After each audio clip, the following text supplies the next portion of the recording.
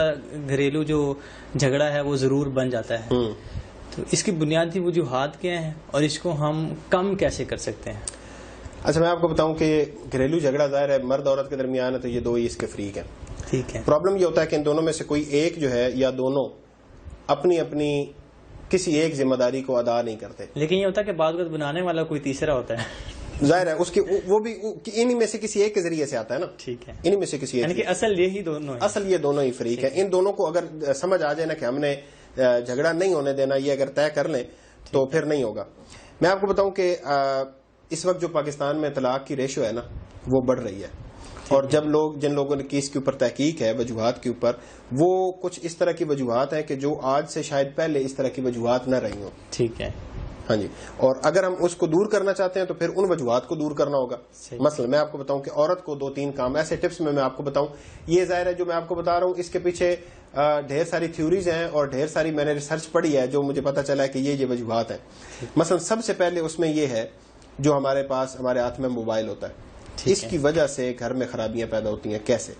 یہ نہیں کہ ضروری نہیں کہ عورت کسی اور مرد کے ساتھ ہی اس کے تعلقات ہوں. ایک تو یہ ہے کہ یہ ایک بہت بڑی وجہ ہے، ہمیں اس کو ایڈمٹ کرنا چاہیے.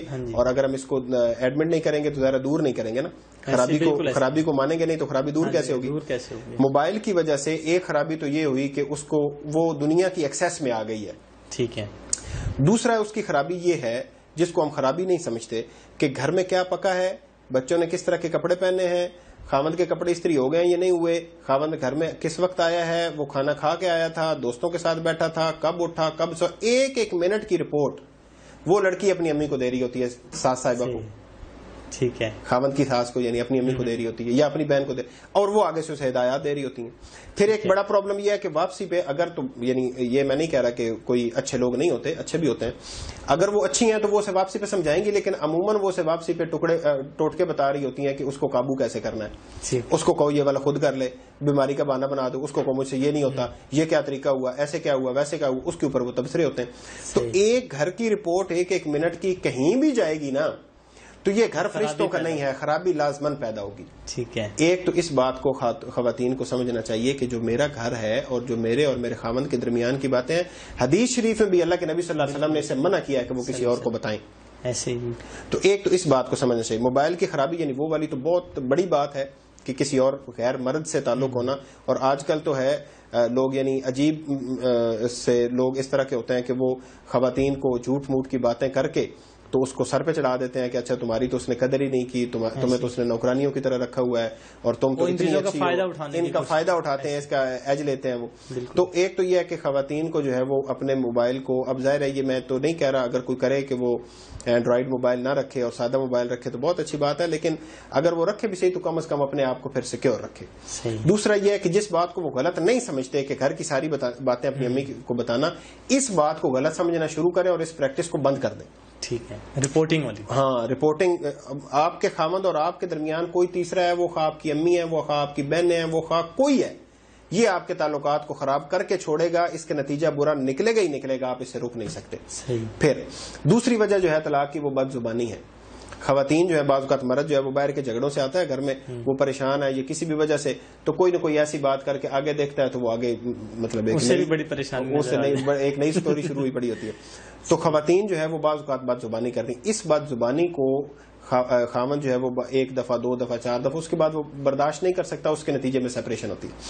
آپ اگر اچھی بات منہ سے نہیں نکال سکتے تو آپ خاموش رہیں، یہی حدیث کا حکم ہے. اگر تو یہ کر سکتے ہیں کہ آپ آگے بڑھ کے خاوند کو ویلکم کریں، اس کے لیے پانی لے کے آئیں، اس کے جوتے اتاریں، اس سے پوچھیں دن کیسا گزرا، خیر خیریت پوچھیں. جیسے حدیث شریف میں آتا ہے ایک صحابیہ کا واقعہ کہ ان کے خاوند واپس آئے، حالانکہ بچہ گھر میں فوت ہو گیا تھا، لیکن انہوں نے سب سے پہلے انہیں بیٹھایا، کھانا کھلایا، آرام سے سارا کرا کے پھر انہیں بتایا.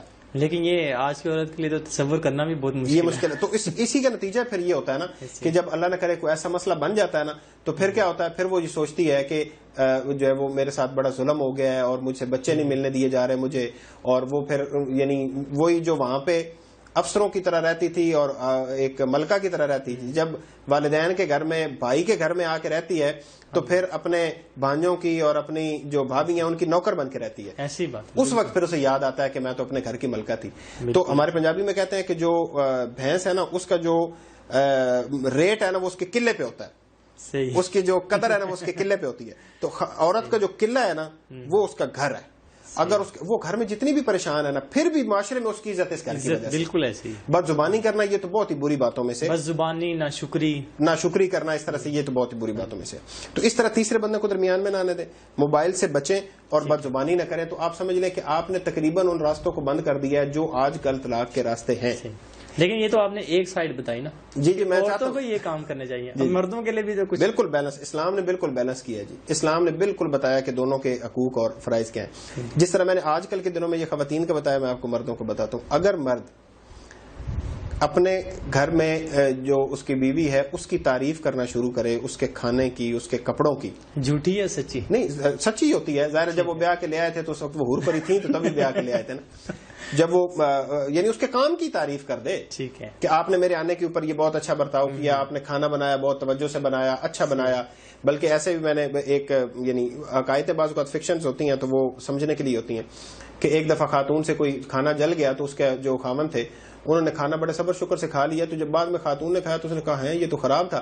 تو اس نے اسے کہا بھی آپ نے شکایت نہیں کی. اس نے کہا بھی آپ اتنے سال سے مجھے اچھا کھانا کھلا رہی ہیں، آج اگر تھوڑا سا خراب بھی ہو گیا تو کیا ہو گیا ہے، تو کیا میں آپ کے اوپر چیخنا چلا؟ اس سے اس کے دل میں قدر بنی ہوگی. بالکل ایسے. تو بالکل ایسے ہی ہونا چاہیے کہ جب ہم یعنی اس کے جو بنائے ہوئے کھانے ہیں، اس کا جو کام ہے، ان کاموں کی تعریف کرنا شروع کریں گے تو زبردست ہو جائے گا. پھر ایک اور جو زبردست طریقہ ہے وہ یہ ہے کہ آپ کھانا اسے اپنے ساتھ کھلائیں اور اپنے ہاتھ سے لقمہ بنا کے اس کے منہ میں دیں. یہ سنت ہے. سنت سمجھ کے کریں گے تو اس کو ظاہر اور بھی ثواب ملے گا. آپ جب کھانا بنا کے اسے دیں اور بچوں کے سامنے، اس میں کوئی پرابلم نہیں ہے. بچے یہ دیکھیں کہ ہمارے ابو جو ہے وہ ہماری امی سے پیار کرتے ہیں، محبت کرتے ہیں اور عزت کرتے ہیں. ان کو نوالا بنا کے دیں. اسی طرح جب گھر سے جانے لگیں تو اپنی بیگم کا ماتھا چوم کے جائیں. وہ سارا دن اس خوشی سے سرشار رہے گی. یہ بوسہ جو ماتھے پہ اس کو ملا ہے اپنے خاوند کی طرف سے، یہ سارا دن اسے یہ تصور کروائے گا کہ میں ملکہ ہوں. یہ سارا دن اسے آپ کی یاد دلاتا رہے گا. وہ گھر میں پھول ہی نہیں سمائے گی. تو جس طرح عورت کو وہ 3 کام کرنے چاہیے، اس طرح مرد کو یہ 3 کام کرنا چاہیے کہ وہ نوالا اپنے ہاتھ سے بنا کے دے، وہ اس کی تعریف کرے، اس کے کپڑوں کی، کھانے کی، اس کے کاموں کی، اور وہ اسے گھر سے جاتے ہوئے اس کے ماتھے پہ بوسہ دے کے جائے. اس کے نتیجے میں انشاءاللہ آپ کے درمیان اگر کوئی شکر رنجی ہوتی بھی ہے تو وہ دور ہونے کے چانسز زیادہ ہیں، بڑھنے کے چانسز کم ہیں. صحیح انشاءاللہ. جی